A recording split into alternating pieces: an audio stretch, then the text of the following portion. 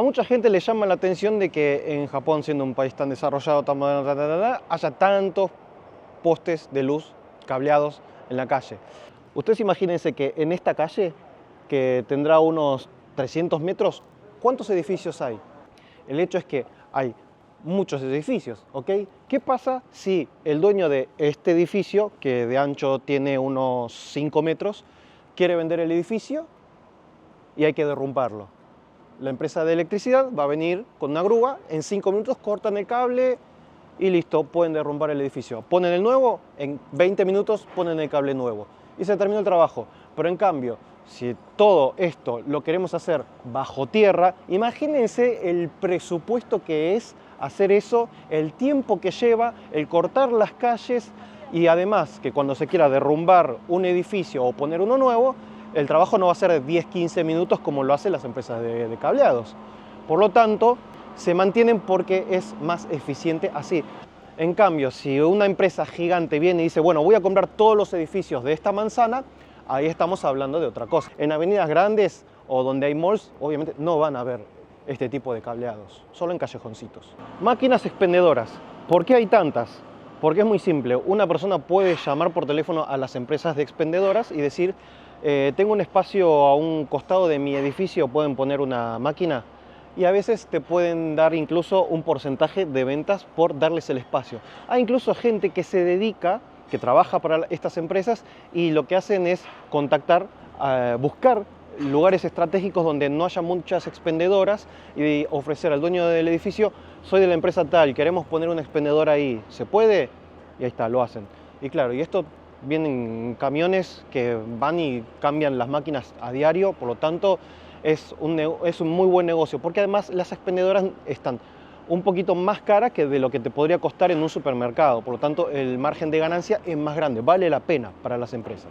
Los tachos de basura que hay en la calle son solamente para reciclables de botellas. Mucha gente pregunta por qué no hay cesto de basuras en la calle y hay gente que responde que fue por lo del atentado del 94 del Gazarín, que en cierta parte sí fue cierto de que sacaron cesto de basuras públicos, pero la realidad es esta. Hoy en día uno en su casa hay que clasificar la basura entre orgánico, quemables, papeles sucios, después papeles como libros, revistas, periódicos, botellas de plástico, vidrio, lata, plástico por otro lado. Y claro, si el municipio pone cestos de basura públicos, la gente por lógica no va a separar la basura. Por lo tanto, es mucho presupuesto poner cestos de basuras públicos, que además se va a necesitar gente para clasificar esa basura.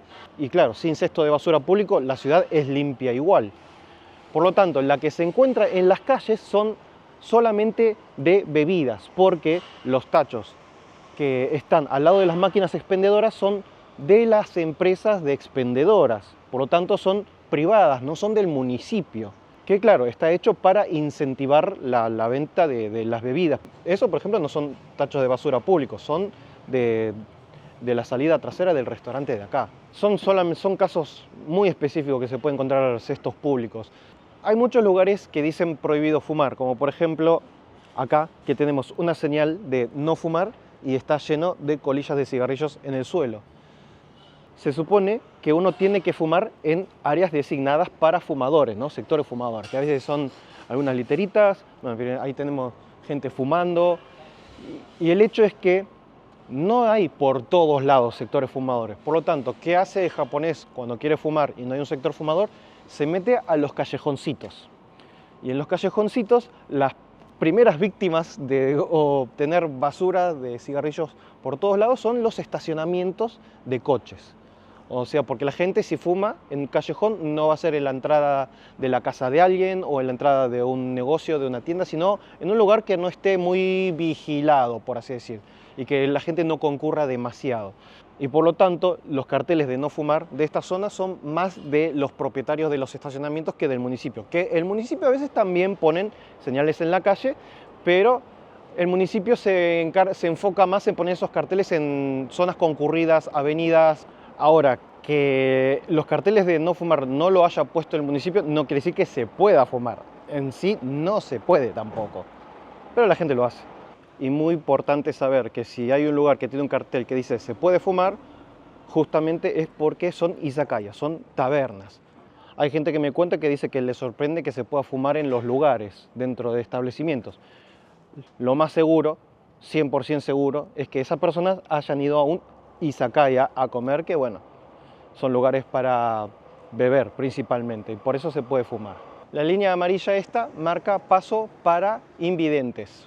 Por lo tanto, las líneas rectas significan que es para ir recto, y cuando son puntos es porque hay una intersección, digamos, ¿no? Para doblar o para cruzar la calle. Aquí, por ejemplo, al borde de las calles está lleno. Y esta es una señalización que está en muchos lugares, aunque hay algunos lados que por ahí, si uno se fija bien, faltan. En este caso, con este callejoncito, apenas solamente está marcada las esquinas, que bueno, los lugares para cruzar, ¿no? Pero si hablamos de callejones en el que no hay vereda, entonces directamente no hay ninguna señal.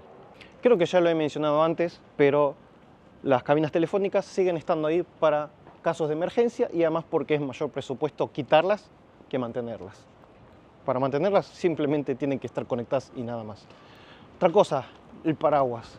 Paraguas transparente. Qué lindo que en Japón hay paraguas transparentes, ¿no? Porque esto ayuda mucho, porque cuando llueve yo puedo andar en bicicleta y poder ver mientras me cubro del agua. Ahora, se supone que uno no debe andar en bicicleta con una sola mano. Es más, he visto casos en televisión o internet de policías que cuando llueve salen a la calle a advertirle a la gente que no ande con una sola mano. Claro, mojate todo, pero maneja seguro.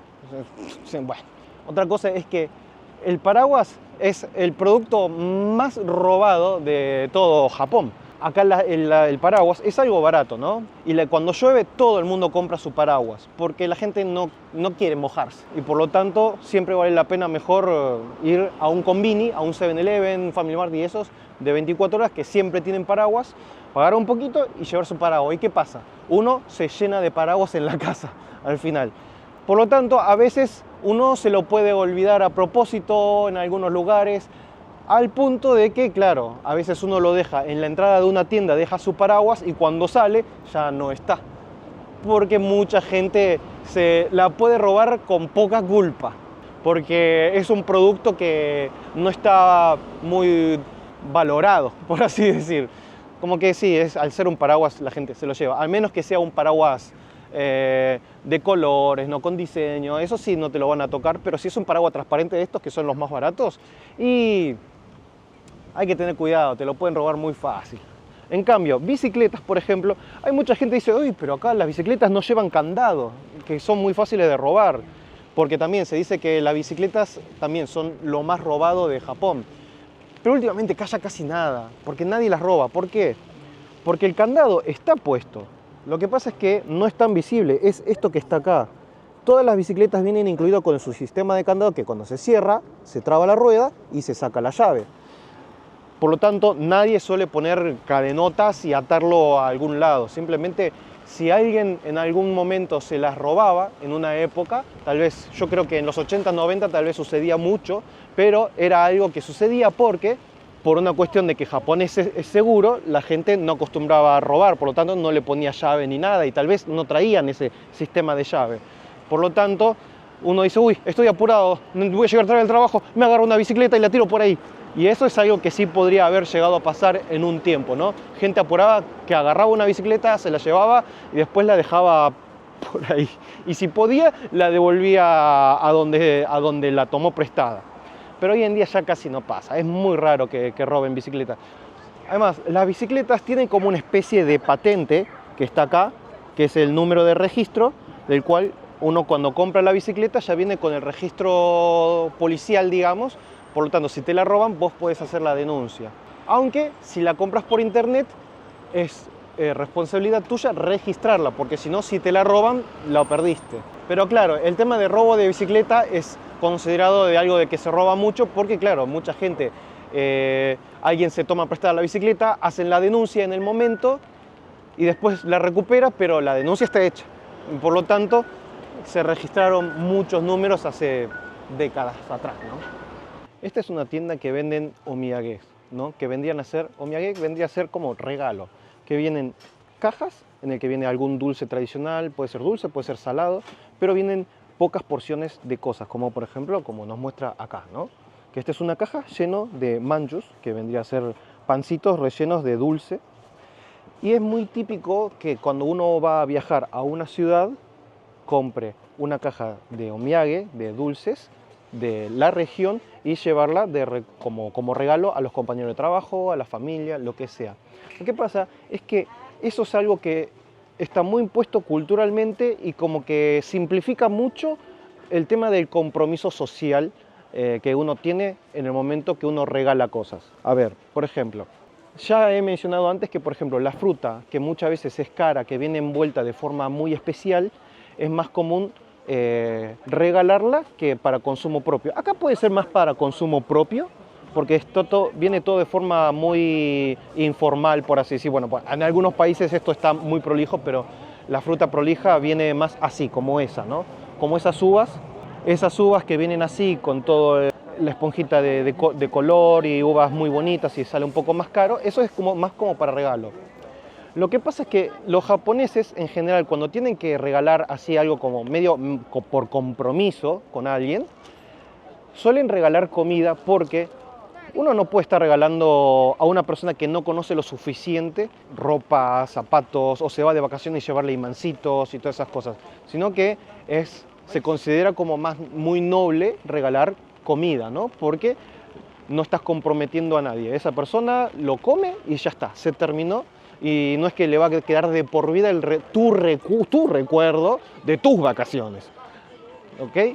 Y por lo tanto, es mucho más común regalar dulces. Cuando uno viaja, ya viene de una presentación muy bonita. Además que en Japón hay muchos tipos de regalos que están muy mal vistos, especialmente, por ejemplo, en casamientos o para ciertas ocasiones especiales hay regalos que están mal. Por ejemplo, para los casamientos simplemente la gente regala plata. Uno cuando va a la fiesta de casamiento, en la entrada, en la recepción, siempre hay gente de confianza de los casados recibiendo sobres de los invitados. Y todos tienen que llevar dinero que normalmente tienen que ser la cantidad de billetes impar.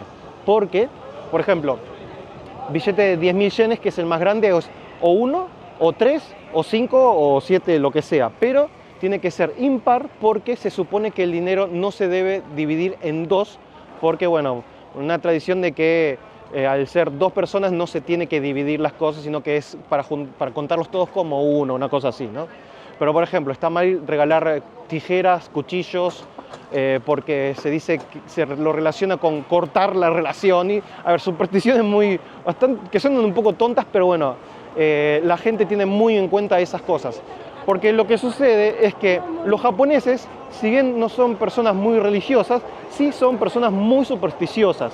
Y como que respetan mucho todo lo que es las tradiciones de superstición, de buena suerte, de mala suerte. Los japoneses creen mucho en el karma, en el que si haces las cosas bien te van a suceder cosas buenas, de que si haces cosas malas se te va a regresar.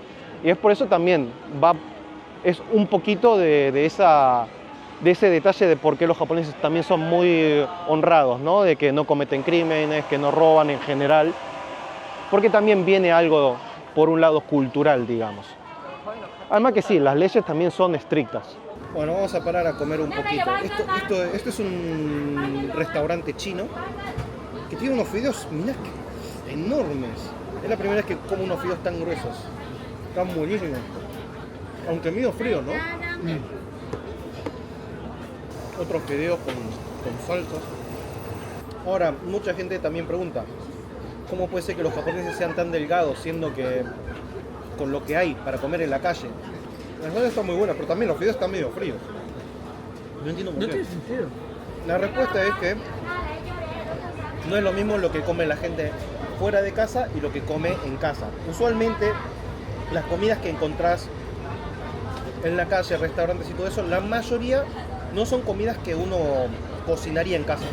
Por ejemplo, me han preguntado si la gente hace ramen casero o sushi casero. La respuesta es no, porque el ramen es un plato que tiene mucho proceso, muchas horas de cocción y nunca te va a salir tan bueno como el ramen de la esquina. Y y toma muchísimo trabajo. Y además que si uno quiere hacerlo casero termina siendo más caro que comprarlo hecho en la esquina. En cambio, si uno lo hace rendidor como para 100 personas, ahí sí rinde. O por ejemplo el sushi, imagínense que la gracia del sushi es probar muchas piezas diferentes.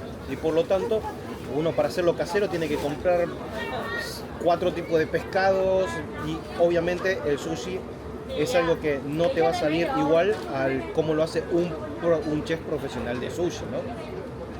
Y la gente en la casa come cosas mucho más que no son tan cotidianas en restaurantes, es bastante diferente. Bueno, a ver, qué sé yo, come más sopa de miso, algún pescadito tostado, tofu, natto, verduras, se come más sano. Y por ahí en casa no es tan común que todos cenen arroz, porque es carbohidrato, engorda un poco más.